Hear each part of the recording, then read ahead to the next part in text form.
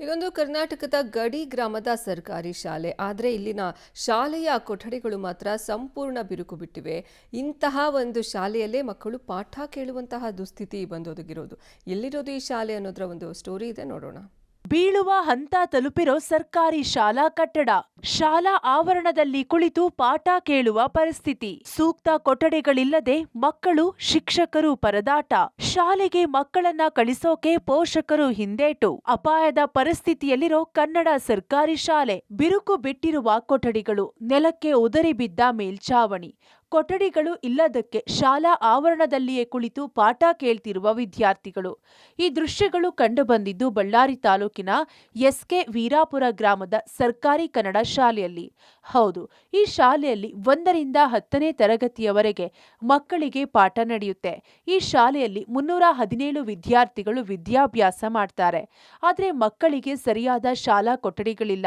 ಇರುವ 10 ಕೊಠಡಿಗಳಲ್ಲಿ 6 ಕೊಠಡಿಗಳು ಬಳಕೆಗೆ ಯೋಗ್ಯವಾಗಿಲ್ಲ. ಜೊತೆಗೆ ಶಿಕ್ಷಕರ ಕೊರತೆ ಇದೆ. ಶೌಚಾಲಯ ವ್ಯವಸ್ಥೆ ಅಲ್ಲದೆ ಕನಿಷ್ಠ ಮೂಲಭೂತ ಸೌಕರ್ಯಗಳಿಲ್ಲದೆ ಈ ಕಟ್ಟಡ ಶಾಲೆ ವಂಚಿತವಾಗಿದೆ. ಹೀಗಾಗಿ ಈ ಶಾಲೆಗೆ ಮಕ್ಕಳನ್ನ ಕಳಿಸೋದಕ್ಕೆ ಪೋಷಕರು ಹಿಂದೇಟು ಹಾಕುತ್ತಿದ್ದಾರೆ. ಭಯದ ವಾತಾವರಣದಿಂದ ಮಕ್ಕಳನ್ನ ವಿದ್ಯಾಭ್ಯಾಸಕ್ಕೆ ಕಳಿಸ್ಬೇಕಾಗೈತೆ ಸರ್.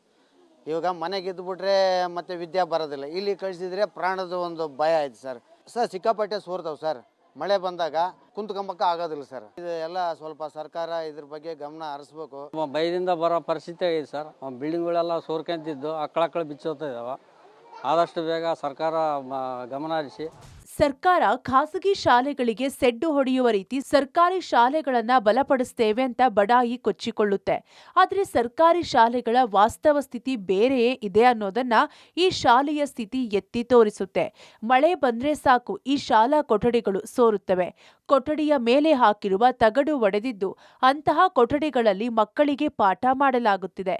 ಸರ್ಕಾರ ಶಿಕ್ಷಣಕ್ಕಾಗಿ ಪ್ರತಿ ವರ್ಷ ಕೋಟ್ಯಾಂತರ ರೂಪಾಯಿ ಖರ್ಚು ಮಾಡಲಾಗ್ತಿದೆ ಅಂತ ಬಡಾಯಿ ಕೊಚ್ಚಿಕೊಳ್ಳುತ್ತೆ. ಆದ್ರೆ ಈ ಶಾಲೆ ಪರಿಸ್ಥಿತಿ ನೋಡಿದ್ರೆ ನಿಜಕ್ಕೂ ಗ್ರಾಮೀಣ ಭಾಗದಲ್ಲಿ ಮಕ್ಕಳಿಗೆ ಯಾವ ರೀತಿ ಶಿಕ್ಷಣ ದೊರೆಯುತ್ತಿದೆ ಅನ್ನೋ ಬಗ್ಗೆ ಆತಂಕ ಮೂಡುತ್ತಿದೆ. ಶಾಲೆಯ ಸುತ್ತ ಕಸ ಕಡ್ಡಿ ಬೆಳೆದು ವಿಷ ಜಂತುಗಳು ಶಾಲಾ ಮೈದಾನಕ್ಕೆ ಬರುತ್ತವೆ.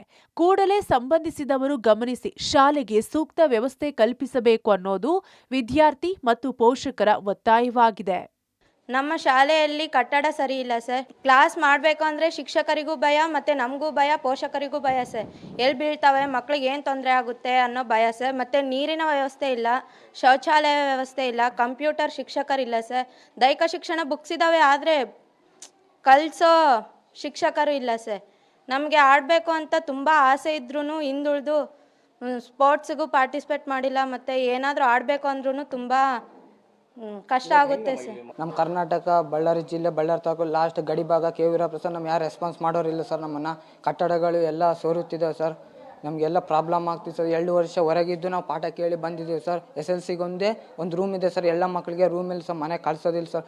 ರೊಕ್ಕ ಇದ್ದಾರೆ ಹಣ ಇದ್ದರು ಪ್ರೈವೇಟ್ ಸ್ಕೂಲ್ಗೆ ಹೋಗ್ತಾರೆ ಸರ್. ನಮ್ಮಂಥವ್ರು ಬಡವರು ಇಲ್ಲೇ ಇರ್ತೀವಿ ಸರ್. ನಾವು ಸರ್ಕಾರಿ ಶಾಲೆಗಳನ್ನು ಅಭಿವೃದ್ಧಿಪಡಿಸೋದಕ್ಕೋಸ್ಕರ ಸರ್ಕಾರ ಪ್ರತಿ ವರ್ಷವೂ ಸಾವಿರಾರು ಕೋಟಿ ಅನುದಾನವನ್ನು ಮೀಸಲಿಡುತ್ತೆ ಮತ್ತು ಅದ್ರ ಜೊತೆಗೆ ನಾವು ಸರ್ಕಾರಿ ಕೊಠಡಿಗಳನ್ನು ಕಟ್ಟಿಸಿದ್ದೇವೆ, ಅವೆಲ್ಲವನ್ನು ಕೂಡ ಅಭಿವೃದ್ಧಿ ಮಾಡಿದ್ದೇವೆ ಅನ್ನೋ ನಿಟ್ಟಿನಲ್ಲಿ ಕೇವಲ ಪುಸ್ತಕಗಳಲ್ಲಿ ಮಾತ್ರ ಅದರ ಕಾಗದ ರೂಪದಲ್ಲಿ ಅವೆಲ್ಲವನ್ನು ಕೂಡ ಲೆಕ್ಕಪತ್ರದಲ್ಲಿ ತೋರಿಸಲಾಗುತ್ತೆ.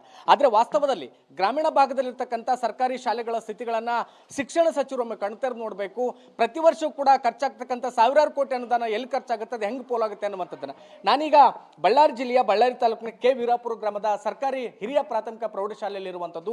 ಇಲ್ಲಿ 1ರಿಂದ 10ನೇ ತರಗತಿವರೆಗೂ ಒಟ್ಟು 317 ವಿದ್ಯಾರ್ಥಿಗಳು ಇಲ್ಲಿ ವಿದ್ಯಾಭ್ಯಾಸ ಮಾಡ್ತಾರೆ. ಆದರೆ ಇಲ್ಲಿ ಯಾವೊಂದು ಕೊಠಡಿಗಳು ಸಹಿತ ಸರಿಯಾಗಿರುವುದಿಲ್ಲ. ಹೀಗಾಗಿ ವಿದ್ಯಾರ್ಥಿಗಳು ಪ್ರತಿನಿತ್ಯವೂ ಸಹಿತ ಜೀವ ಭಯದಲ್ಲಿನೇ ತರಗತಿಗಳಲ್ಲಿ ಕೂತ್ಕೊಂಡು ವಿದ್ಯಾಭ್ಯಾಸ ಮಾಡ್ತಕ್ಕಂಥ ಅನಿವಾರ್ಯತೆ ಸೃಷ್ಟಿಯಾಗಿದೆ. ನೀವು ಮೇಲ್ಭಾಗದಲ್ಲಿ ಗಮನಿಸಬಹುದು. ಅಂದ್ರೆ ಇದು ಸರ್ಕಾರಿ ಶಾಲೆ. ಸರ್ಕಾರಿ ಶಾಲೆಗಳಿಗೆ ಕೊಠಡಿಗಳಿರಬೇಕು, ಸುಭದ್ರವಾಗಿರ್ತಕ್ಕಂಥ ಕೊಠಡಿಗಳಿರಬೇಕು. ವಿದ್ಯಾರ್ಥಿಗಳ ಒಂದು ಹಿತದೃಷ್ಟಿಯಿಂದ ಮತ್ತು ಅವರಿಗೆ ಭದ್ರತೆಯನ್ನು ಕೊಡ್ತಕ್ಕಂಥ ದೃಷ್ಟಿಯಿಂದ ಅಂದ್ರೆ ಇಲ್ಲಿ ಕೇವಲ ಟಿನ್ ಶೆಡ್ಗಳ ಮೇಲೇನೆ ಇಲ್ಲಿ ಸರ್ಕಾರಿ ಶಾಲೆ ನಡೆಯುವಂಥದ್ದು. ಒಟ್ಟು ಅಂದ್ರೆ 1994ರಿಂದಲೇ ಕೆ ವೀರಾಪುರ ಗ್ರಾಮದಲ್ಲಿ ಸರ್ಕಾರಿ ಶಾಲೆ ಇದ್ರೂ ಸಹಿತ ಇದುವರೆಗೂ ಶಾಶ್ವತವಾಗಿರ್ತಕ್ಕಂಥ ಸೂರ್ ಅಂದ್ರೆ ಕೊಠಡಿಗಳನ್ನ ಕಲ್ಪಿಸಿಕೊಡ್ಲಿಕ್ಕೆ ಸಾಧ್ಯ ಆಗಿಲ್ಲ.